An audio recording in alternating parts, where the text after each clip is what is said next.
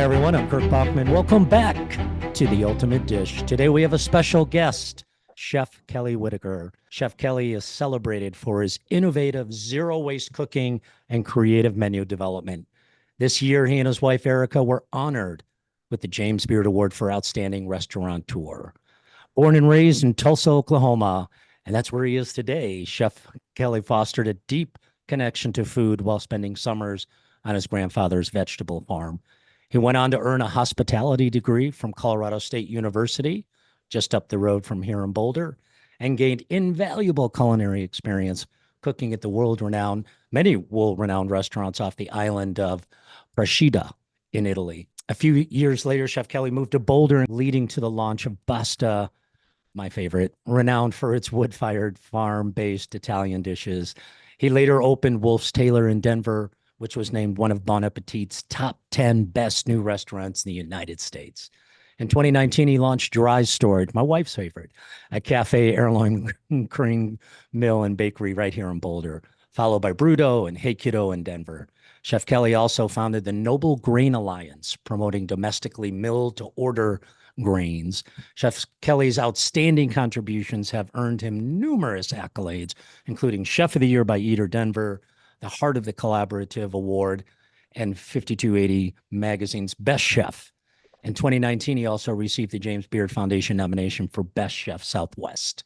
Join us today as we explore Chef Kelly's secret to balancing a thriving career, discover how his travel experiences inspire his menus, and delve into his efforts to redefine the traditional kitchen environment. And there he is from Oklahoma. Good morning, Chef. How are you, buddy?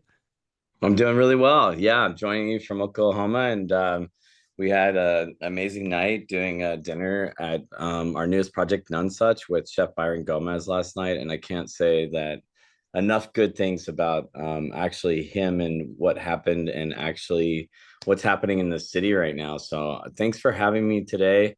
I'm coming off a really fun night. It's so great when I get to be in the kitchen and then have a post conversation because it was truly an inspiring night. So again, thanks for having me today. Yeah. Timing is so perfect, serendipitous for us for sure. And, I'm still out of breath on the intro. There's so much more, right? And like we were saying before the show started, we're so fortunate here in Boulder to have you and so many others that bring such thoughtful food and experiences for the people here in Boulder, Denver, our guests, our tourists that come to town. But tickled to have you on the show. So appreciative.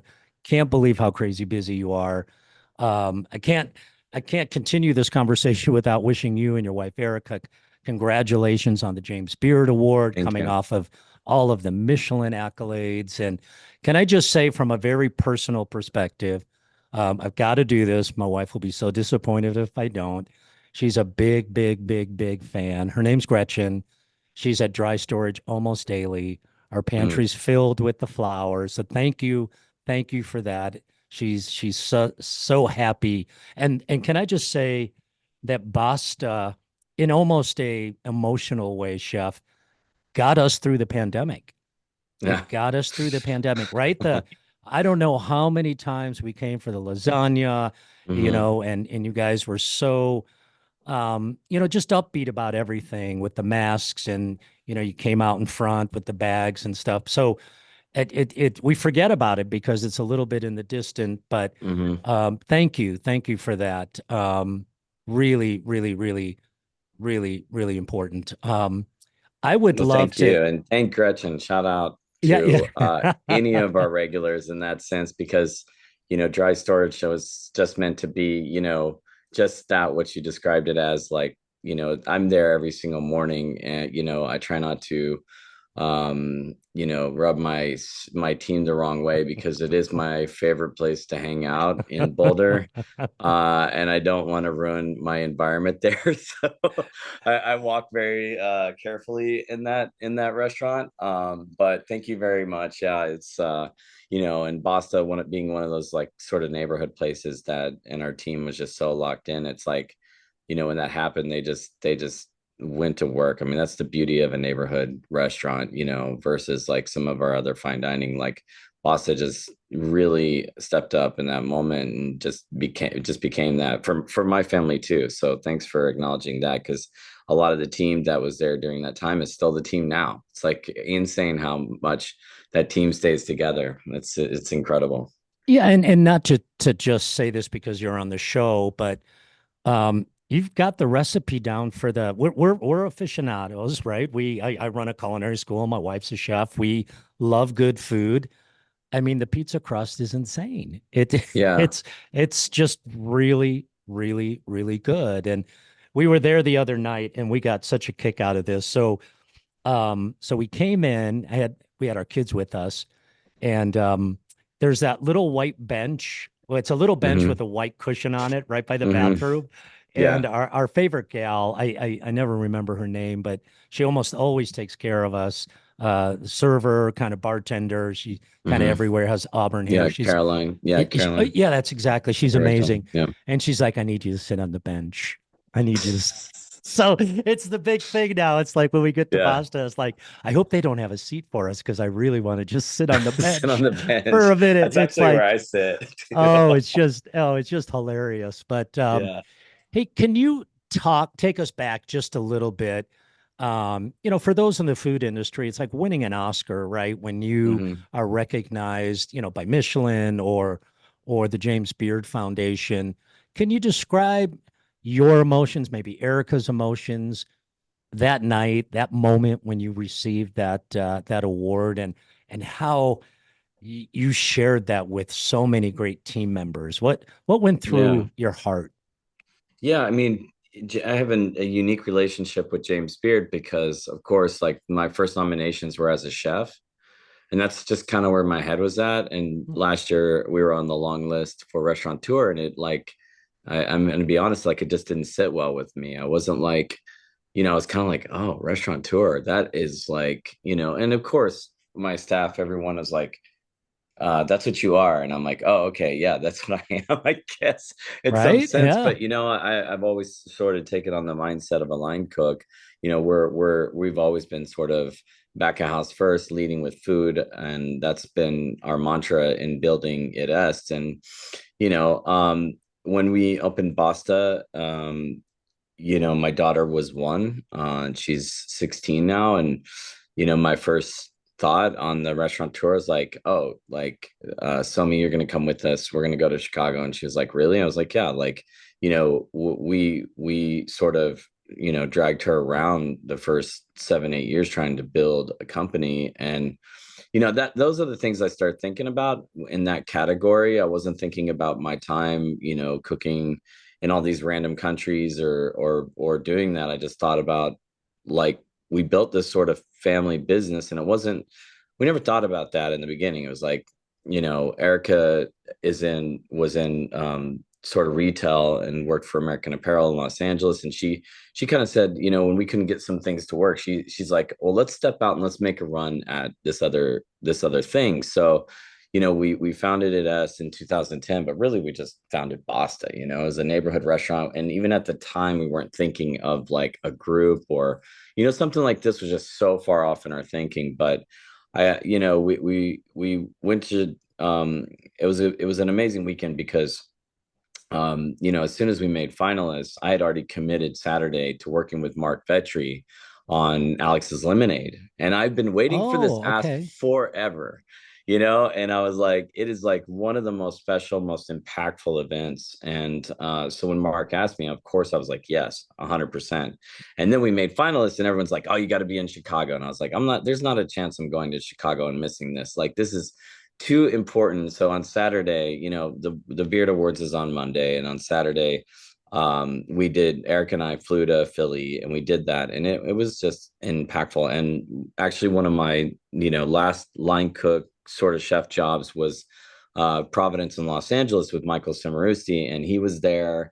And Donato, who works the front of house, is there. And so I spent the evening, talking to Chris Bianco and all these legends, and Oh my and and gosh. and Yeah. very relevant chefs today. And I was just like so inspired. And I think they raised $500,000 that night for childhood cancer, and it was just incredible. And then we hop on a plane, we go to Chicago. So when I got to Chicago, I was like, And then Caroline, who is our amazing director of hospitality and beverage, she flew with our daughter, up to Chicago, and it wasn't a big thing. Or we had some friends show up, which was really neat, and so we it was kind of low key, but not like I didn't go there and was thinking like let's go to this and party or let's go to do this. I really had in my mind that I just wanted to kind of sort of come in, like lean into this moment, get this award and go home. Like I was not, a lot of these things you just get caught up and, they're so hard to win too. I don't think people fully understand what some of these awards entail because they're, some of my heroes have been on the list for over 10 years and never had that moment, and so like I said, I was on a couple of years for chef and regional and then getting the long list. And then really I made finalists as chef the year that it was like right in the middle of COVID. And I was part of sort of the canceled class, if you will, of that year because they were going to do a remote big thing with James Beard. And they had a lot of chefs sort of record their acceptance speech because it was going to be remote. Oh, So sure. this New Yeah. York media company calls and they say, hey, we need to pretend like you won. And I'm sitting in BRUTØ filming this thing going like, thank you for this award. And then 24 hours later, they canceled the awards. And so I was like, whoa. And, we never walked the red carpet and we never had that moment. So, being in Chicago, being there in that situation and really, I could go on about this last year and all the things that have changed at Id Est and the sort of trials and tribulations, if you will. And it was very timely. And so, but being there with Somi, being there with Erica, and when you're sitting in the auditorium, I mean, you're completely terrified. It is one of the most terrifying situations I I've bet. ever been in. One, I don't love like public speaking on a microphone necessarily. There's a lot that, is in your mind. And when you're in the awards, they're not passing out champagne, they're not passing hors d'oeuvres. There's none of that. You sit in there for 2 hours. You're super clammy, your palms are sweating, you're just losing your like you really stressed out. And somebody had asked me earlier, my daughter, she said, if we win, are you going up? And I was like, no, no, you're not going up, don't worry about that. Like I just told her, no, not a chance. And then like 3 minutes before they're announcing, I was like, oh, by the way, you're coming up with me. Like I don't it's like I didn't want her like freaking out the whole time too. Yeah, yeah, But yeah, we were yeah. sitting there as a family, and like again, so much has been about me as a chef, and me as this and me as that for like a decade, and so to be there, in that moment, we're all holding each other's hand, and you know, um, Paul Kahn is on stage, and he's one of the greats, and he was actually in Philly too, which was so cool because I'd never met him, and he's just such a person to look up to, and in a career of like just being a chef and restaurateur. And I saw him in Philly, and he actually told us he was presenting, and I said, oh, for what? And he goes, restaurateur. And I was like, you got to be kidding me. I was like, Eric and I are up. And he did this thing at the table where he said, let's put our hands in the middle and like do this like little say, I'm gonna call your name and I'm gonna call your name. And if you really look, there's a moment where the envelope opens and he smirks. And that's when Guess Caroline was sitting next to me and she goes, we got it. Like, we got it. And I we was like, it's like she saw him, do that. And so, I mean, it's just like you can't really, you really don't know how it's going to go and you can't make this up. And we just like, again, we know the impact of the moment. It's such a we know the gravity of the moment. So again, we understand how hard it is to win that award. We understand the people, Danny Meyer was the first recipient of that award. yeah, Thomas Keller yeah. was like the third. You're like and I know that they all mean different things, and it's they've handed out 19 of these things. And but when you really understand the stats of this industry, I think so many times, we look at this and we're not totally understanding, like who came before us and who laid the foundation for some of this work. And and what are they doing now, and how are they impacting our community in restaurants. And for me, yeah, I mean, it really hit home that and I think I said even and talked about the gravity and the responsibility of an award like that. for our group because, but, for all of this and even Michelin, everything, for us, it's always about, how do we take this and build from here? So we love recognizing the work, of course, and of course you recognize your team, and we wouldn't be here without them. I mean, I think I said, we founded the company, but we didn't build the company. We built it with some really beautiful humans and amazing people in this industry. And you don't build a company on your own. You can found an idea, you can cast a vision, but so you have all of that. But I immediately is just like, oh my gosh, like what can we do with this became my next thought. So without skipping over it the moment, that's what it is for us. It's like, how do we use this to leverage this in a way that's going to be impactful for whether we're working on grains or all the things that we work on in sustainability. So but yeah, what a moment. And you like Erica, just I think it was Erica's coming out moment, like for me. um because she actually does a lot better with the like public speaking and stuff. And when I was like, hey, your name's first, like why don't you just talk? And we had a couple notes, but she went completely off script. She grabs the mic and she's looking at the whole crowd, and I'm like, standing next to her, and Somi's just bawling and crying, and and it's so emotional. And she's like, if you're having issues in your company, maybe you should hire more women. And I was just like, oh my, like, wait a second, So I really was so proud of her. I didn't even know how to take it from there. But literally, when we both got off stage, we were like, what did we say?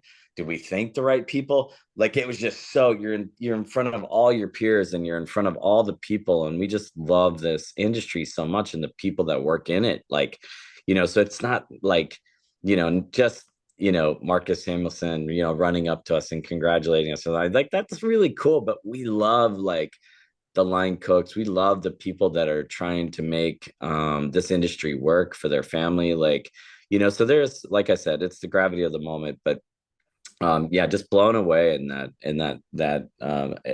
haven't talked about it a lot. So this is like, having this conversation with you right now, it's like, it's kind of, I'm still reliving it very much because, we got very busy after that and I haven't really, talked about it that much, but yeah, what an amazing moment.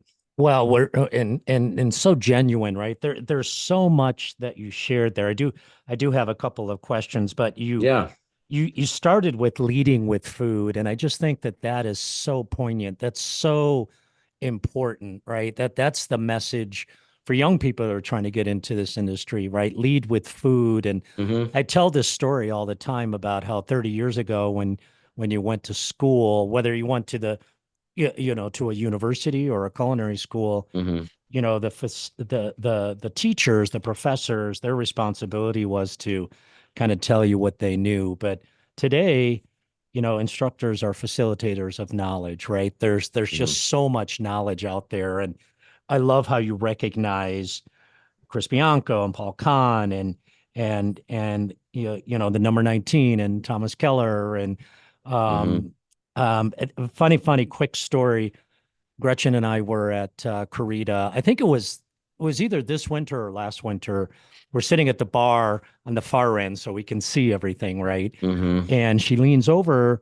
We had two other friends that were down towards the end, towards the windows. And she leans over and she goes, Mark Vetri's next to you. And I'm like, no, he's not. She's like, Mark Vetri's next to you. And she lived on the East Coast for a long time, so she knows the Philly vibe and all that. But sure enough, it's Mark Vetri. And so I got chills hearing that his event was so important to you Hmm. but before you're on the largest stage of your life, Yeah. that contribution to an event that raised a bunch of money for an incredible cause, Yeah. that's what it's like to be a chef, a restaurateur, a great boss, a great husband, great partner. And so thankful that you shared that. And it kind of leads me into, you mentioned Erica a couple of times, you mentioned family, your Hmm. daughter who's now 16 but grew up in the business. I Yeah. too grew up in my parents' business, and I get it. I get that we had to wait for them to come up from the bakery. on Christmas Eve because it was the busiest day of the year. Hmm. So we were just used to that stuff, right? So I guess the question is, I read an article that Erica said, I quote, all things are possible to Hmm. have restaurants, to have family, and to get Hmm. involved. Sort of says it all, right? So the $1 million question for all of our listeners is really, how do you guys do it? How do you continue to do it? Because now you're reinventing yourself yet Yeah. again in Oklahoma, right? Yeah.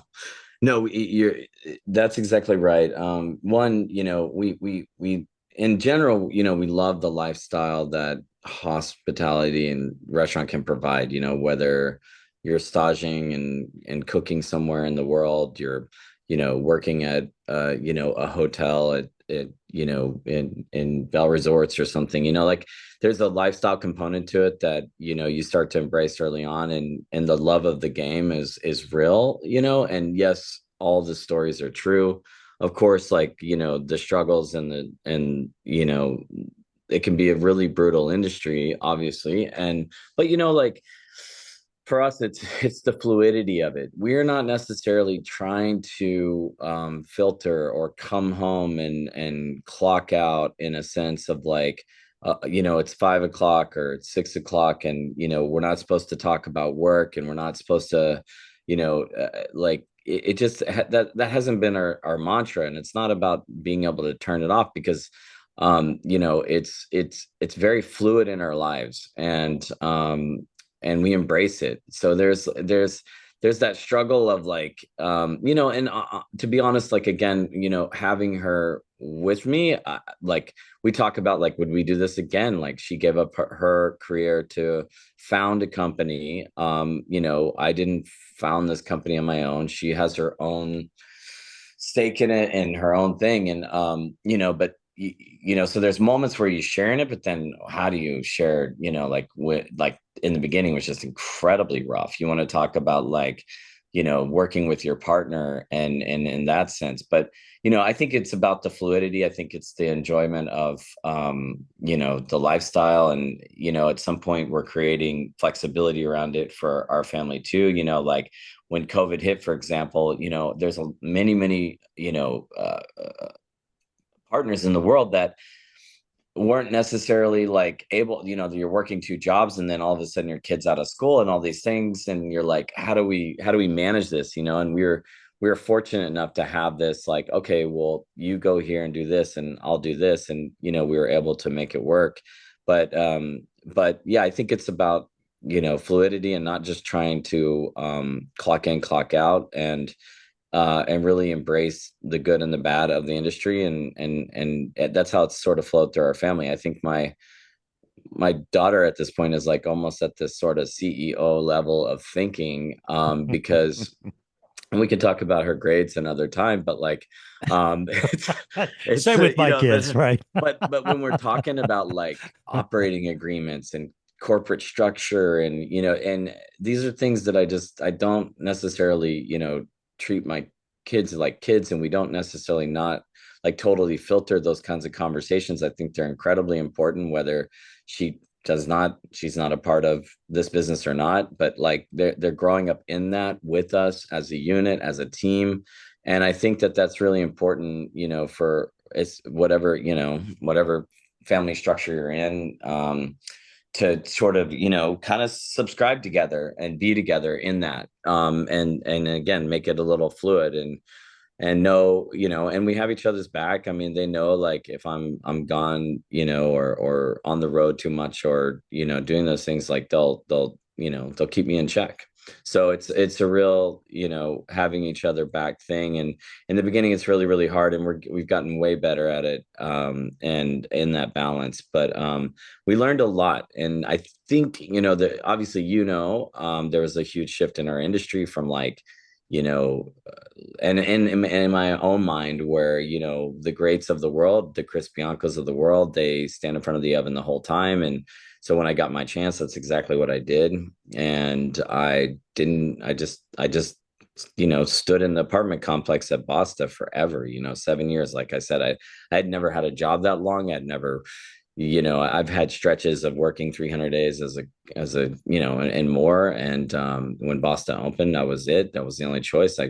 Couldn't hire another chef, and I just worked. And so I did that, but I don't think that that's the same mentality now. So I think, fortunately for us, over the last decade, our industry has shifted, and so now it's like that's what I think Erica was referring to, is like it's possible now. We understand it. We can actually teach it on some level, and we can hopefully inspire others around the idea and the notion that you can do these things. And yes, all jobs, entrepreneurs, I mean, it's not just a category of us, but it is in a category of like a little bit different than it was like 10 years ago. So I do think it is possible. And I think that's probably like what she was referring to when she went, completely rogue and started just professing these things to like an amazing crowd of people. But, you know, um, Who I'm yeah, sure so really, really appreciated. I was imagining, our kitchen table. In our house, there's just one table and it's a really big one and it's in the mhm, middle of the house. And that's kind of where everything happens from homework to, on one end and dinner to the other. But this whole idea of leaving it at the door, it's just never really worked for me. mhm, Oftentimes my children now, a little older, um, and Gretchen provide me with some perspective that isn't so tunnel vision, right? So mhm, I'm here involved with the school and people's dreams every single day. And oftentimes I need some other perspective. I need family to sort of interpret, yeah, what's happening. And they often have just incredible. I'll give you a perfect example. You'll get a kick out of this. We have a film studio in downtown Chicago. And it's a really cool area. It's River North. It's not terribly far from, in fact, it's right down the street from where they filmed The Bear, right, and all of that. And so we did this little investors event not too long ago, and I was trying to figure out who do I know in Chicago that can show up, pair wine, with what we're preparing that night for these 12 investors or whatever it was. And I was just really struggling with it. And I get home and I tell Gretchen about it, and she's just like, "Why don't you just call Bobby? Isn't Scarpetta kind of in Chicago too?" And I'm like, "God, I'm such an idiot. I'm such an idiot." Of course, right? So that's what yeah, I did, and yeah, Scarpetta showed up, and they crushed it, yeah, but I was so wrapped up in it, and the perfection of what it needed to be, that I just didn't step outside of myself to just see such a simple yeah. solution. Chef, the Michelin Guide referred to you, and I mean, it's the ultimate comment. And they called you a power player in the Boulder, Denver culinary scene. Mhm, I would enhance that, maybe the United States culinary scene. And so this inspiration for your many restaurants now, from what I read, really ties back to some of the time that you spent in Italy, where you fell in love with the simplicity of mhm, wood-fired eateries and the joy of mhm, taking care of your guests, and kind of this almost, like Basta. It's a neighborhood, right? mhm. So I'm just curious if you wouldn't mind sharing for our listeners what that experience was like when you were in Italy, in Europe, and do you have any wild stories of while you're over there? And did it all come together at one point where you're like, this is what I need to do in Boulder, Colorado. This is it. Yeah, well, that Italy for me was so early on, and I spent two separate sort of stints in Italy, and yeah, it's incredibly informative to how I started the group, and but there was a lot of whys, as a strategic, like, more thinking about how to make a business work, um the Basta itself became very situational for like where it was at. And when I started Basta, I was thinking about like Don Michele and these places in Naples and outside of Naples that had, bomb holes in the side of their building, or Yeah, they'd been yeah. through two wars. And I was like, man, this is going to be a battle, is what I was thinking. And I sort of went back to that and said, what would be, what would be something that could actually even survive in this location, because I know this is going to be a ride, and I had no idea was that going to be that kind of ride. But no, my first entry was, it was actually pretty like nice and romantic, and it was like what what when you hear like, oh, I'm going to go cook in Italy, and you're like, well, what's that like? And I was going to school at HIM in Switzerland, in Montreux, and I finished that up, and a chef at the time from Fort Collins, from this Italian family, was working in Naples Campania area. And so he had said, hey, I can get you this little, stage, if you will. It's a couple months. And so I was like, that sounds amazing. So I finished up school, and I, hopped on a train and went down to that area, and then hopped on a boat and a bus and a car, and eventually made it to the island of Procida.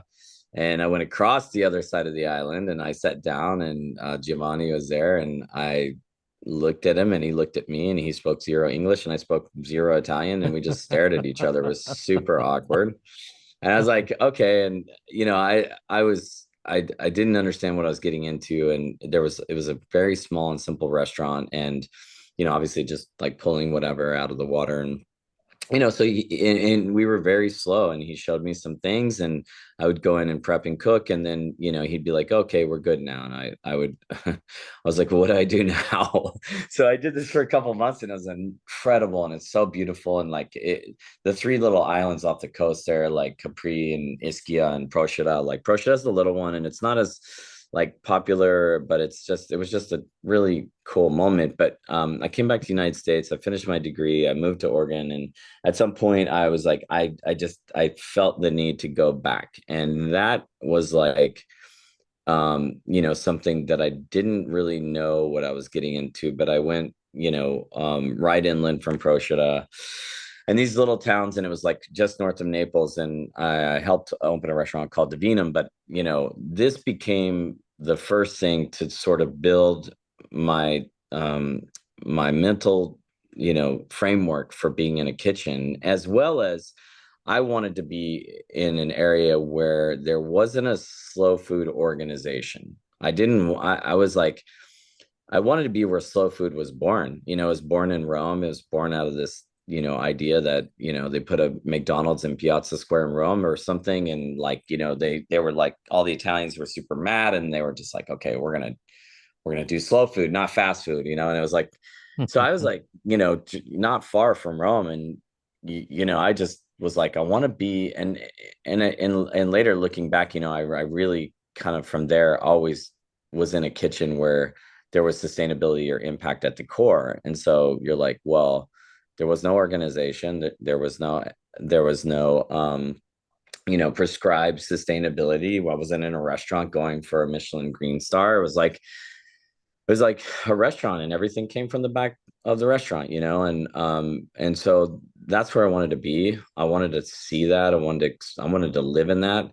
But I can, living in Naples is not a easy thing. Like, it is not, especially as an American. If you're from Milan and you want to work in Naples, they will not let you most of the time. Like, it's not, you can go there, you can take a class, you can do pizza workshops, there's a lot of that you can do.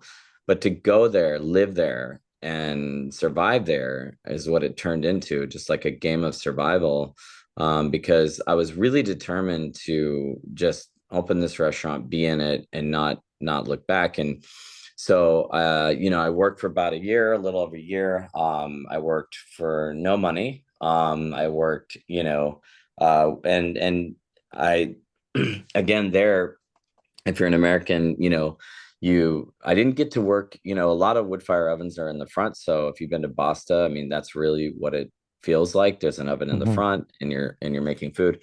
Well, you can't do that there as an American, because the diners would see you working there, and they wouldn't eat there. They would Yeah. reject the restaurant. They would not go there. And I was Isn't told that that on something? day one, do not show your face, stay in the back, do not like, because if I'm cooking the regional food of that area, and that's just how Naples is.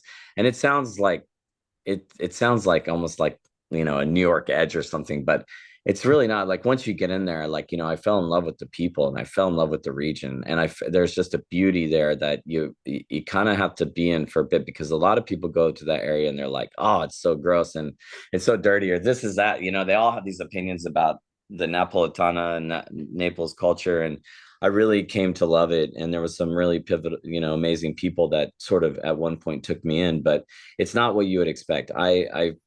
For one, it was one of the coldest years in Naples, and Vesuvius, the volcano there, was covered in snow. And like, you're in places that don't have heaters. That was super uncommon. And so now I'm in a room, and and it's kind of, we could get it could get very dark very quick, but I'm using my stove sometime for heat, and there's bars on the window, and I was thinking, like, this could start a fire. I was like, this, if this happens, I'm not getting out of here. But I mean, it was just cold. And you learn to, I'm in chef coats that I need to wash every day because I'm working a lot. And so it's the same thing. You go to the store, and of course, you see all the clotheslines and between the buildings, and it was kind of too cold and too kind of humid, if you will. And so, like, you walk into my place, and there's strings all over the room, and I'm hanging chef coats, and I'm scrubbing them in the sink. And this went on for a year. And it was, and I think at one point, and I didn't know, like I said, I had no return date in mind. I just felt like I was just going to stay until they said go home. And that's actually what happened. That one day, the owners walk up, and they said, hey, you're leaving in 2 days. And I was like, amazing. I wanted, and I could have bailed, and I could have left. And I think about it all the time. But the way that I was developing, again, my mind around food, and integrating into a community like that, and not, it really set my mindset for how we do travel and get into communities, whether that's in Jalisco or Copenhagen or whatever. Our group doesn't necessarily go there and just eat and sort of take from the community. We always carry this value of, like, what can we give and learn, and what do we have to make this an exchange versus, we're just here to, go to the next, meal at Noma or something. It's like, so working with that, so it set a lot of early intentions for me. And fast forward, and I went to LA, and I got into the Michelin world and the fine dining and the brigade system, and that's a whole thing. But like, when I opened Basta, like I said, there was something just about, like, the simplicity, like you described, where it was, I was like, man, this is going to be really tough. I don't know how I'm going to survive this opening. And you don't know how many people have come back to me over the years and said, like, hey, I was going to work with you, but I never thought you would make it. And it's still like, the fact that Basta is there, in that apartment complex, a lot of people showed up in the first, I mean, nobody showed up in the first year, first of all. I took, that was like one guest at a time thing when we started Basta. And them telling people, and our amazing industry in Boulder, that would come and eat and go back and tell, if they were working at the kitchen or another restaurant, they would go back and tell their guests. But I had it in my mind that a couple things, like, I was in Los Angeles when downtown was starting to, like, be this thing, and everyone's like, well, why is Bestia open? What's opening down here? And there was these projects. So I thought, this apartment complex, like, I was like, okay, I can do this. Like, this can be cool. And I was, again, completely wrong.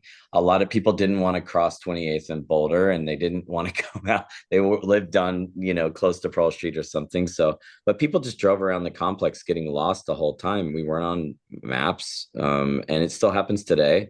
People still don't know how to find Basta. But yeah, there was something in my mind where I was like, you're in these places in these regions of Italy, and you go down the road, you go over the hill, you go around the corner, you walk down this brick alley, you do this thing. And I was just like, okay, destination restaurant, let's learn about that. And we started with lunch, and we started with dinner, and I was just, working on time. And, I think it was Danny Meyer setting the tables, like, if you don't have foot traffic, maybe you shouldn't do lunch. And I was like, oh, that's smart. That's smart. Like, I'm kind of like just teaching myself. But, Boston became the ultimate, master's degree for me in survival and how to make a business work. And looking back, it was true.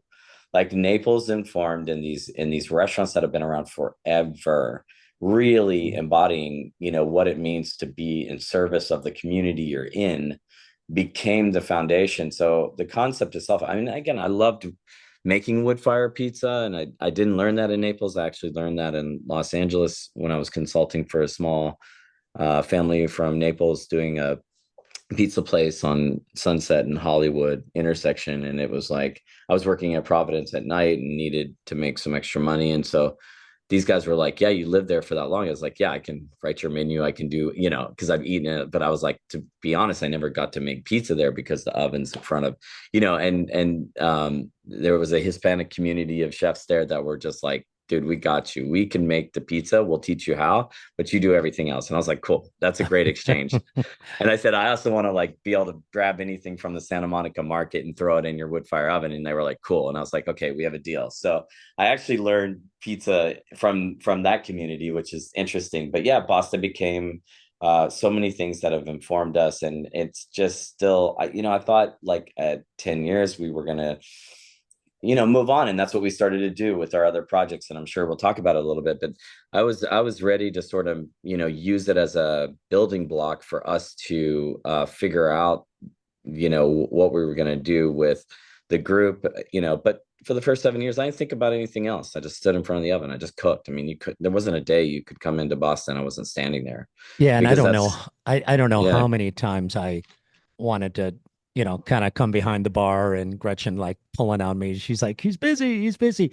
But hearing you talk too and having been there so many times, and I know that it must have been so difficult. And everything you described makes such sense. No one wants to go past 28th, and Black Belly's down there as well. But Yeah. when you pull in, and whether you park over by dry storage and walk around, or you get lucky and you get a spot right in front, it just fits there, right? It Yeah. just kind of just fits in that corner. There's the little walkway, and Hmm. um, it's a nice complex, right? It Yeah. just makes sense. Did you mention as you were talking and you left Italy, did you drop into Oregon? Is that what I heard for a I minute? did right as soon as I graduated in Fort Collins, I went up there to sort of take, and again, I'd been in Switzerland, I'd been in Italy at that point, and I really wanted to leave Colorado. And so I just kind of randomly, I had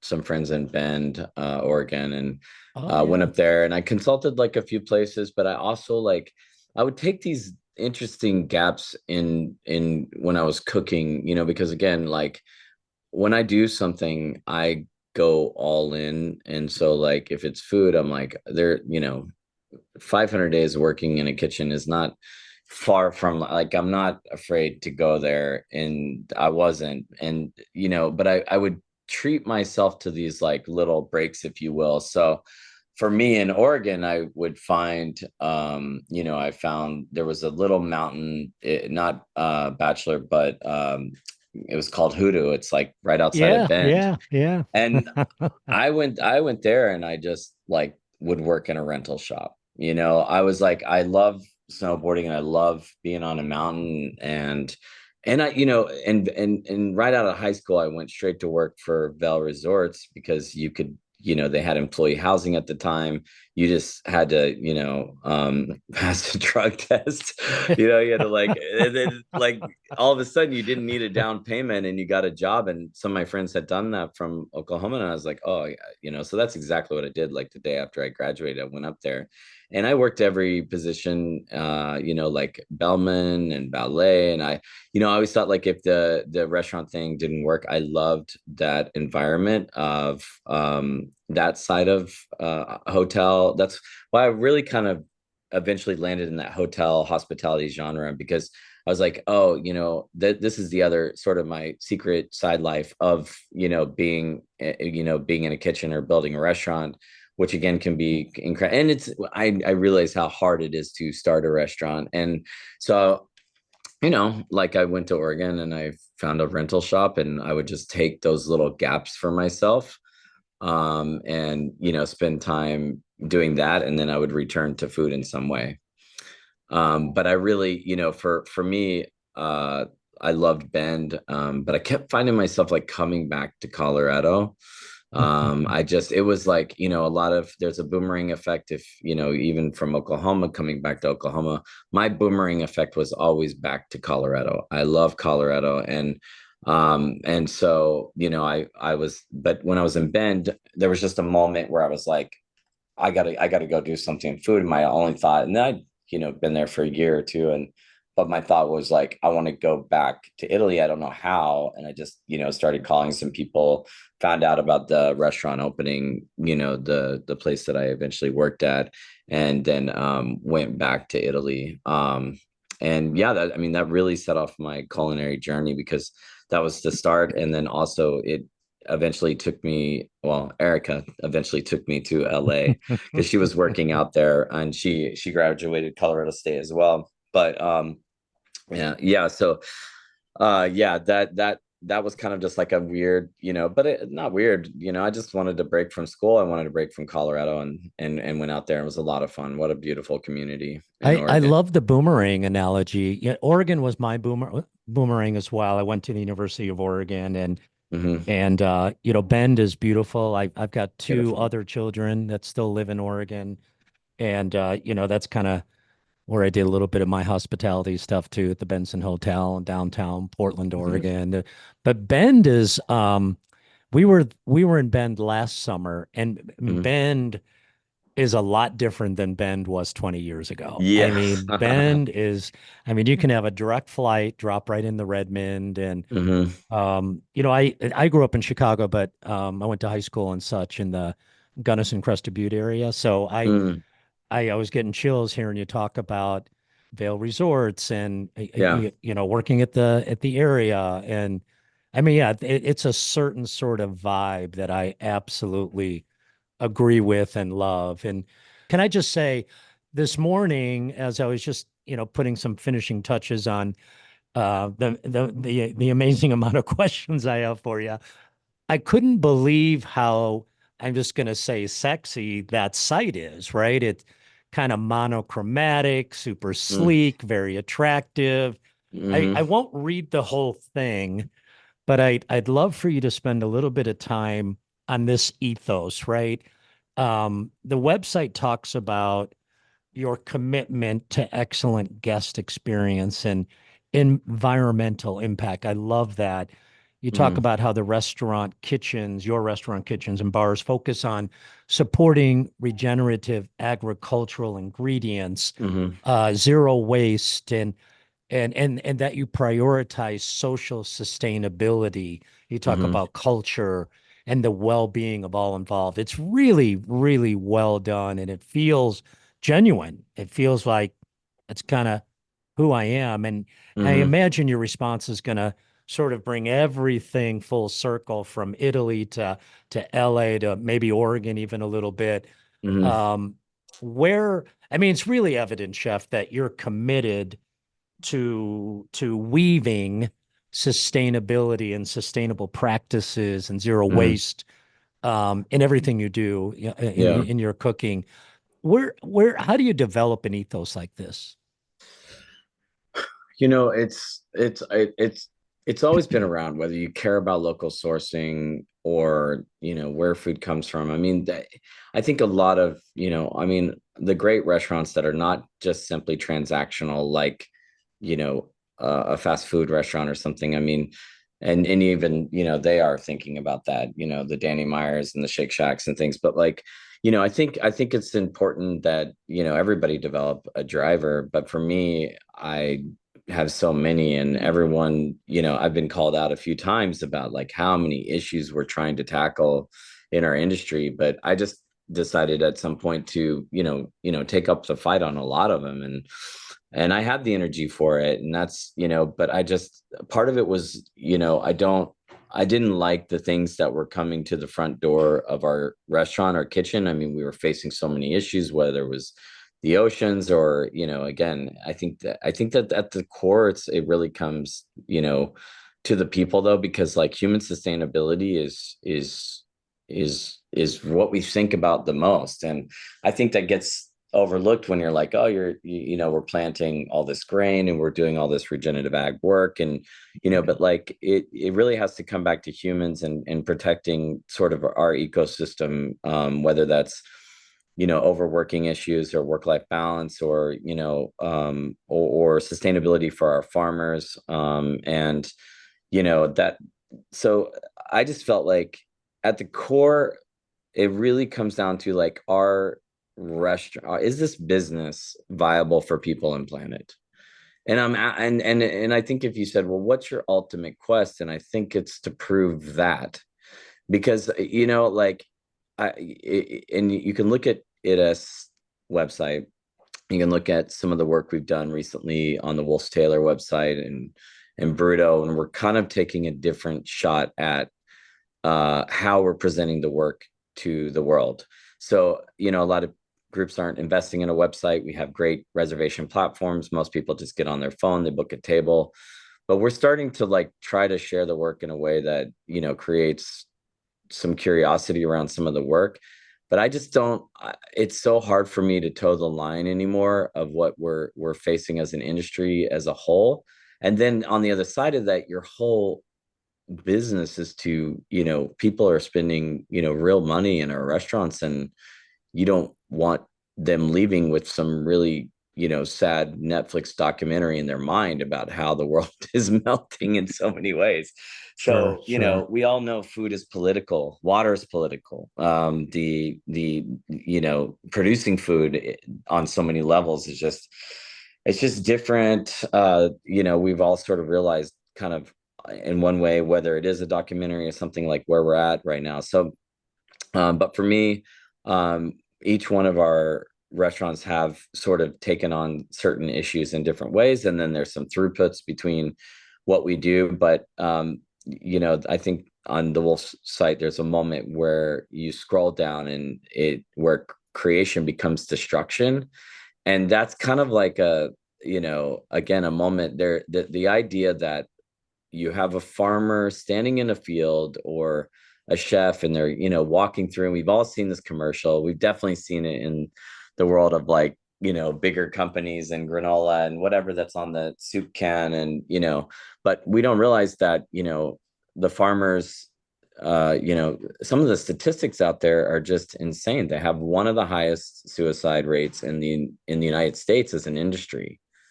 That just, you know, the volatility of crops in that industry, and like, but we're painting this farm to table picture. And of course, we're so lucky in Boulder because we have amazing farmers, and what they do is like, we're so lucky to have that little small ecosystem, because it is a bubble. It's not maybe the reality of like the food in all of Colorado and the food scarcity sometimes. And but yeah, so like, how do you as a chef or a restaurant, portray something? I don't necessarily want to prescribe to the idea that all is well with our industry. And then how do you translate that message in an optimistic or positive way in the restaurant itself? So I think about it a lot, and that's where you're seeing some of this sort of abstract brand and website and development, because we've got a group that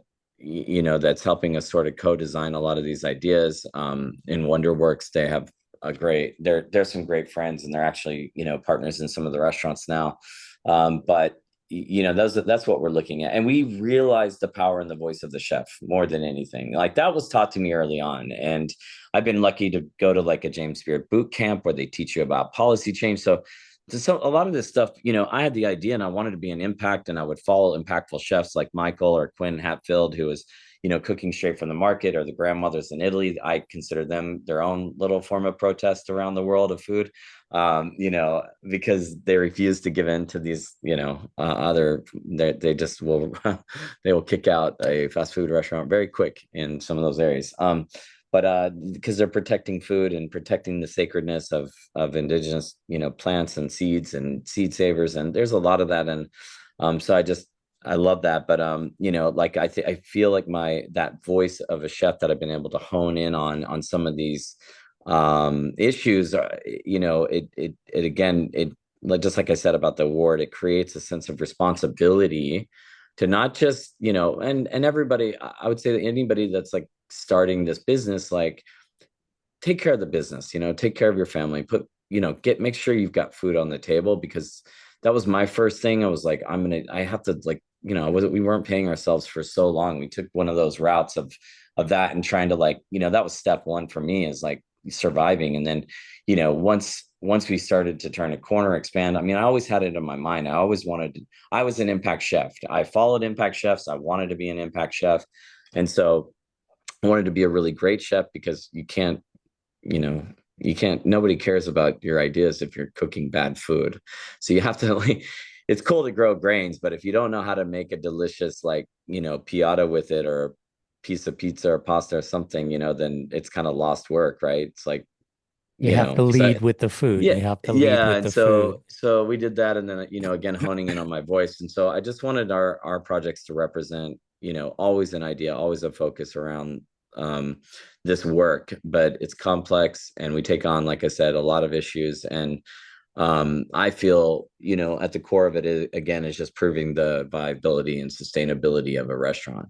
And that doesn't mean like, oh, it means, what are you paying your people? It means what is truly sustainable for people's lives. And so it's not just like, does the business work? Does your P&L drop profit at the end of the day? But the question is, does it drop profit with all of these things in place? With Mhm, lowering mhm. your footprint, and thinking about waste, and celebrating these, and being able to work with these farmers with their ingredients, and not just a commodity thing. And so when you put all that together, and you say, look, all these issues, and that's really the proof of concept, and that's what we've been trying to do. I've been on this quest to prove that this industry can be viable and sustainable for people and planet at the So core. so well said, so well said, and such a good lesson for our students. I really, really appreciate it, and I agree, and I love it. We took a little bit of a detour, but I'd love to talk more about the restaurants, right? Hmm. Um, we mentioned Basta, your first baby, dry storage. Hey kiddo, okay, yeah. Incredible Instagram page, by the way, with the drinks and stuff. Really, Thank you. really, really cool. BRUTØ, Yeah. Wolf's Tailor. Is there a line, or a through line, chef, that runs between all of them? I'm going to assume many of the things we've been talking about today are at the core, right? The foundation of everything you Hmm. do. But is Sure. there, um, opening a restaurant is Hmm. no small feat. To open many restaurants and take care of so many people Hmm. is when you think about, that one common denominator across all of them, is there one thing too, chef, that you wish you would have known before you open them, and would you do anything differently? That's a lot there, but Yeah, no, and let me kind of work with maybe a little bit different thought around your question, because, like, one of the things we don't do is approach every project the same way. I don't treat BRUTØ thinking necessarily the same way that we treat the thinking at Hey Kiddo or the Wolf's Tailor. So, okay. one way we approach these, if I was an author, writing books, I really wanted some individualism throughout the way that they work. So, do we have standard operating procedures? Yes, there are some. And, like, there are some foundational, just like what we talked about today in terms of sustainability, but we want to approach each of the sort of ecosystems as ecosystems. So we're trying to set the petri dish, so that you know that you're getting the good malts, you're getting the koji, you're getting these things Yeah. that are really sort of incubating in a positive way. And so I think that's been our sort of throughput, is to set an environment intention around some of the ideas, and then the people that work within them, and make sure that something's not just coming from a corporate sort of overhead. So we really look at each thing as its own living, breathing thing, instead of just looking at it as like a collective of the same thing. So I know it's sort of the opposite of that, but that is a throughput for us. It is a throughput for us to have these individuals, to allow them to sort of grow by the people that sort of shape them. And I think that's often overlooked, because just like all humans, we all think and act differently. And so to try to box that up sometimes, I think, is a negative for the industry. And it's a natural thing to want to go in and say, this is it. But Yeah. we do learn a lot by doing this as well. And it can also create a lot of confusion and chaos at points too. So we're getting better at sort of understanding it. But I think that, us taking a different approach, and sort of not over managing each one of my kitchens in a certain way, I feel so blessed, and I am actually just so grateful to be able to come in with the different teams, and and be able to kind of go into dry storage in the morning and talk to Holly about her bread, and set the ideas about what we're doing there, fermenting. And I'm lucky to have Mara King, who's our sustainability director in fermentation, and she, I've kind of put this mindset in her too, because she's going around and she's fermenting all the little things, and we're talking about how do we not waste this, and how do we create these systems of like like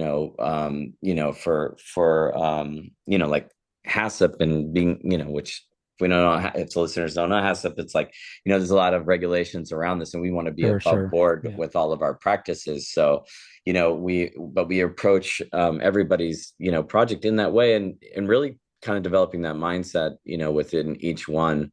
They each speak to a different thing. When I started BRUTØ, I was already doing a lot of stuff with rice and other and wheat. And so when BRUTØ, I wanted to take on corn, and that's what it became about for me. I was like, I want to work on corn. We're going to open this simple cafe that, obviously is very different now, with the Michelin and a green star and all the things that, we've been able to produce there. But I wanted to look at corn, and I wanted to have a nixtamalization product, and like learn about it, and try to get corn activated in the community more. And so I was thinking about masa, and I was just thinking, that's where my head was. It wasn't like, oh, I'm going to do something from Mexico. I'm like, not from Mexico. I wasn't trying to do that. But a lot of things were created out of trying to solve something, and then having the opportunity to do so. And I think that's how we approach everything. Each space is different, each I know, just because one thing works really well over here doesn't mean it's going to work over there. And so we've taken on that, and you're right about, like, that can be very challenging. Like, it's hard enough to come up with one concept, and I think that's been the gift of Id Est and the way that we approach it, because we're inspired by so many things. At the core, we know that, if I grew up in Oklahoma and I didn't grow up in Japan, so many people are like, oh, but you make koji. And I was lucky to work with Chef Dookie Hong on Hey Kiddo, and it's very cross into Korean flavors and stuff, and people don't understand. They're just going to label us as fusion, but they don't understand that the sourdough gochujang in the company was a product that we took leftover bread, and we were like, what do we do with this? And Mara was like, if we can get some gojugaru and stuff, we can grow koji on the bread and create our own gochujang. And like, it's like, so and then that got pulled over to Hey Kiddo, and then the tasting, so some of the work, and we wouldn't know that if it was just like, okay, clock in, don't think for yourself, put you in a line, and kind of put the standard operating procedures. And we're just a group that's sort of unhinged in that way. So our throughput is really listening to not just our own stories and our own travels, but the people that work in Id Est, and we're so lucky, and that again they're sharing their ideas and their passions and their love for what it is. And we're not a group that like, oh, Kelly's the chef, so this is his work. Every time that I'm in an interview or something, giving credit where credit is due is very important. I give our chefs all the credit in the world for the things that they're creating and doing. And so I think that's a real empowerment moment for them and for their career, because I'm not trying to own their work. We're trying to celebrate it and lift it up and give them a space to be able to create. So that's really probably the throughput. And when it comes to the work, we're not necessarily like overly auditing our kitchens. We know how hard it is to produce food for 60 people a night at the Wolf's Tailor. Like that's what we cap at. And if you take 10 courses by 60 people 6 nights a week, I mean, that's a ton of production. And so we know how hard it can be in there. So we do try to create the environment where, that can be under control, but like, we're not down there just going like, oh, you're not doing this, or we know, I know the challenges of running a kitchen. So from that perspective too, we're sort of empathetic to the situation, because that's what I'm a line cook. I'm a line cook. So that's I know the challenges of that. And so, but yeah, I that's, I think I'm spinning out a little bit, but it is kind of how we approach things. And we're getting better at it, because it is, to open an Id Est project, it is, you've got to be ready, because my chef, Jonas at Hey Kiddo, he's 28 years old. I think he's one of the most talented chefs, the talented young chefs out there right now. He's incredibly gifted. I think Hey Kiddo and what he's doing there is putting out some of the best food in the country, really, in some ways. And with all the waste and the fermentation and the kimchi's and the, like, all the things that we're producing there, it's like insane. um but he has the energy and the mind to go, like, we call it chaos kitchen sometimes, because he's just like, he can bounce from one thing to the other. And we had to find someone like that, because like, we're going to throw, the way that we tend to do is we throw everything at it. yeah, yeah. And a lot of groups won't. They want the perfect formula out of the gate. And we were like, we're going to try everything. And then we're going to refine, and then we're going to Kaizen, which is just, the art of continual improvement. We think a lot about Kaizen, and how, it's I think one of the most relevant ideas to start almost any business, but especially in our business. It really resonated with us, about how you sort of stop and you address the issue versus working through it. And so we kind of take that, and then we refine it, and we kind of continually mold it. And then, Hey Kiddo, and you said something earlier about our pizza at Basta, and you're like, oh, it's so good. We're still changing the recipe. We're still developing. It's been 13 years, and everyone's like, you've got a great pizza. But we're still making those small changes at Basta that, the guests that eat there all the time, they're like, oh, I noticed that. I see We that. we Like, judge and compare everything we eat mhm. and do, in the world of pizza, to Basta's pizza, to Basta's crust. I mean, Yeah. and it's often when we're there, and I watch, just a couple of weeks ago, the young man who, I mean, to watch him just manage that oven Hmm. opening, is it ducking underneath the, he's got the, I mean, it's like a symphony. I mean, it's Yeah. unbelievable. You said something that really resonated with me, and I have to check myself at the door sometimes too, to make sure I do that. You said that you love to start your morning at dry storage, talking to Holly, hearing Holly's voice about what Holly's working on, and Hmm. and getting her impressions on fermentation or her bread or Hmm. whatever it is, right? That is so important. I read that. Can you tell that we've done our homework? I read another article where you said that your employees, are something that you just really deeply care about. You said we're redefining what a restaurant kitchen can look like. Yeah. which is, I mean, that's huge, right? Because to your point earlier, through the pandemic, even before the pandemic, the Hmm. industry has changed a lot, and our rhetoric, our narrative, our critical thinking with our students has changed a lot. Is there anything that a like your 28-year-old chef who's just really crushing it? Is there Hmm. anything that a culinary student or someone just a student of the craft Hmm. can do to best prepare themselves to work? I guess two-part question: work in the industry today, and then to Hmm. work for a group like yours today. Hmm.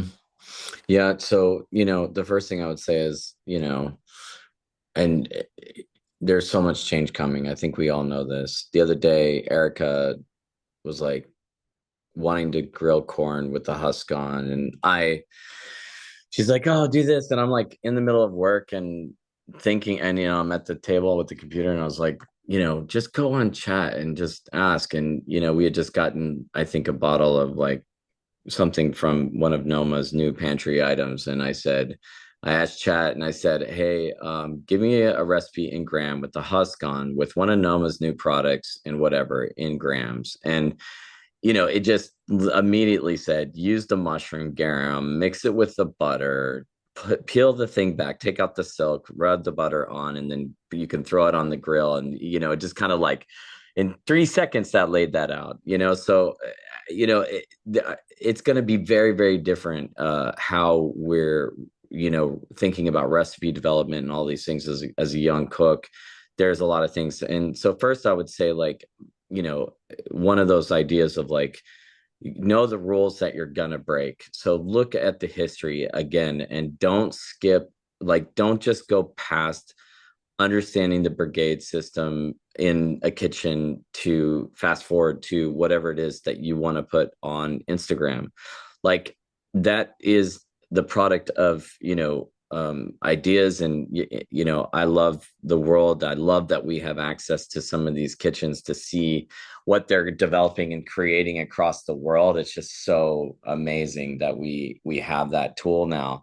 But I think you can't start to sort of uh disrupt, which is what most places are going to do right now. They're not going to follow necessarily the brigade. They're not going to, there's not going to be, each station isn't going to be a thing. And a lot of those blend together, and they already do, especially in Colorado. And not, we're not talking about France, but we're talking about here. But I think really understanding that, and understanding, the brigade, understanding kitchen culture, understanding setup, breakdown, things like that are the best places to develop, because I do believe that when you understand that, you really can cook anywhere. Like, a lot of the jobs that I got, or a stage or anything, wasn't because I was a great cook, or I had, mastered some technique. I would go in and I would make sure that I was the person that could close the best and organize and think about my mise en place and be able to arrange that. And this idea, I think, has carried me far, as like I got into a role this year of really sort of running the restaurants. And I'm not going to stay in this lane forever. I'm going to get back into impact and creativity. But I really wanted to think about the system of how the restaurants run and really get in. It's the same as cooking for me. I'm just putting my head down right now for this year and really trying to really understand it, to disrupt it, to say, like you just said, like, I want to rethink about how these kitchens work. Well, I want to think about how restaurant economics work. So I want to think, why do we keep repeating these behaviors? And everyone, the second COVID happened, everyone's like, thin margins, let's help restaurants, let's go save them, let's do this, because it is very true about our industry. But yet somehow we keep showing up and doing the same thing every day and running a restaurant the same way, with this 3% margin at the end of it, or if you're lucky, and then going, oh, cool, let's do that again tomorrow. And I'm like, why are we doing that? So like, but that's because, and so I'm focused on this task. I'm setting a goal at the end of it. And, I'm saying, this is the time I'm going to give myself to trying to master this moment. And I think, to my point, it's like, you really need to understand the function of a kitchen and how those things work. Because if you want to go stage at single thread or go to, anything. Or, again, I'm speaking to some fine dining, but I'm very, none of my path of staging has been Michelin and 100% fine dining. I wanted to be able to, work with families in China and like a little dumpling shop. Like I've chosen a lot of neighborhood places to be at to understand how communities think and work. And like I said, sort of integrate in that. But the understanding of brigade, the understanding of the people that came before you, I do think these things, it sounds old school, but I think it's really important and relevant to understand that so that you can know how to disrupt that, know how to break that or bend that, or know, where you're heading in your own career.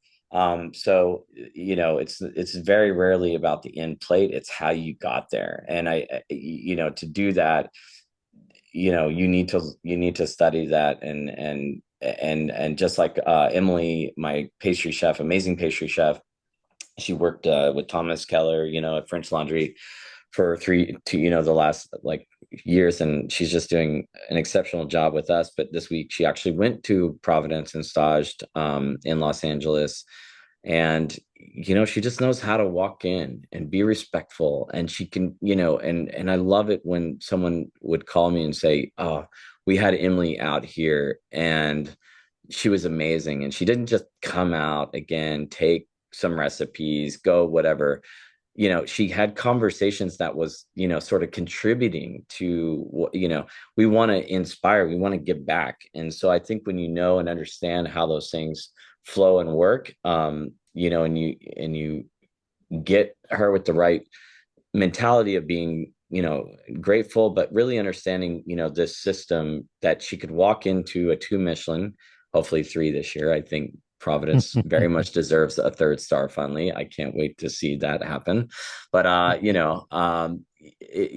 think that's really important. So as a cook, to be able to walk into an environment like that and, not just fall apart and whatever, that comes from understanding the system more than understanding, how to cook.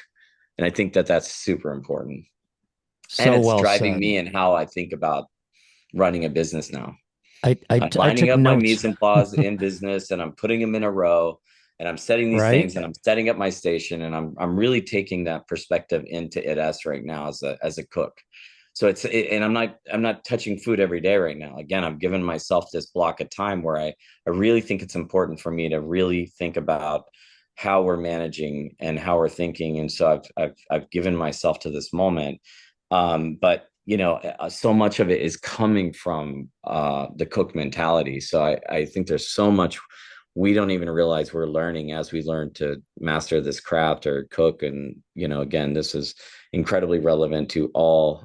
It's not just fine dining, but I think understanding that's important when you're going through school and learning these things. So well said. I took unbelievable amounts of notes because I can't wait for this chat of ours to go live. There are just way too many positives and great words of advice. Um, the scenario of walking into another organization, another restaurant, Hmm. another kitchen Hmm. with respect and have have conversation and leave, give Hmm. something back, right?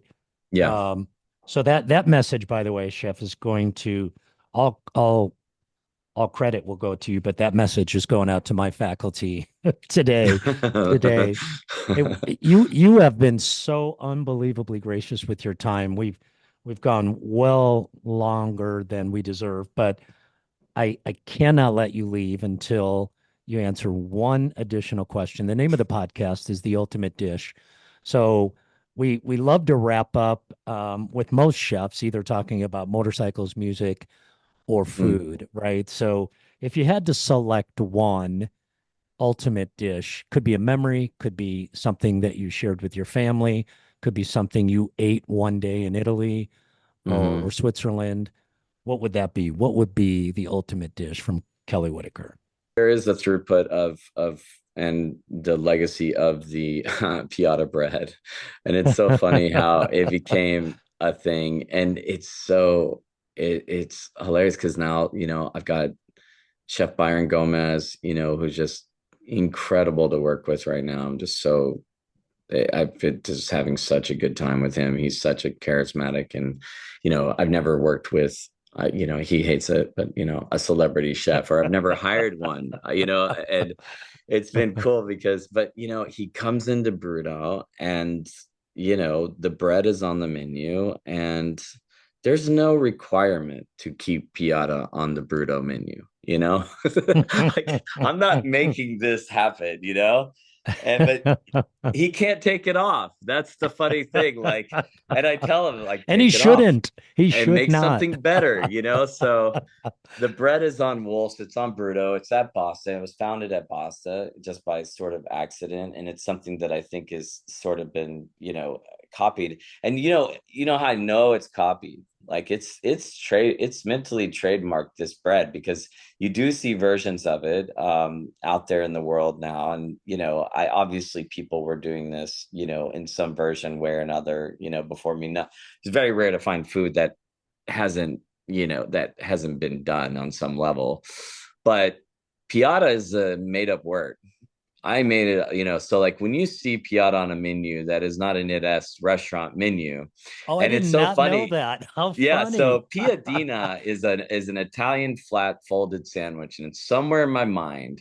I thought piata. I kind of was like looking at all these history books, and I was like, oh, like, I'm gonna call this bread piata.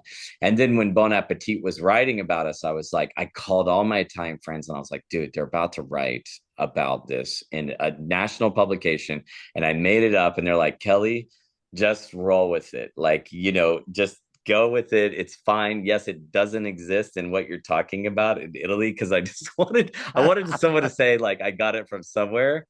So it's kind of fun, and it's so simple, and it's but it's become this sort of representation of our grains and our work. And again, at the end of the day, it has to be delicious. Or it just doesn't matter. And that deliciousness of that bread. And I love seeing the chefs, change it up, and, put different sets with it. And the New York Times last year called it one of the 15 best in the United States. And it was at BRUTØ.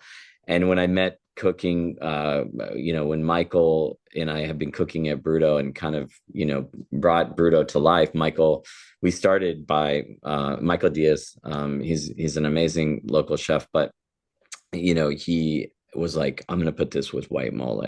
And I was like, wow.